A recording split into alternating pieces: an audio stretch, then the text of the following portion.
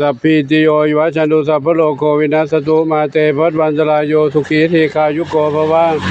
อภิวาทนาสิริสานิจังพุทธาปจายโนจัตตารโอธรรมาวัฏันติอายุวันโนสุขังพะลัง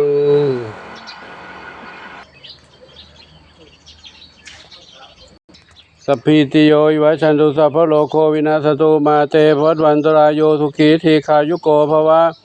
อภิวาทนาสิริสานิจังพุทธาปจายโนจัตตารโอธรรมาวัฏันติอายุวันโนสุขังพะลัง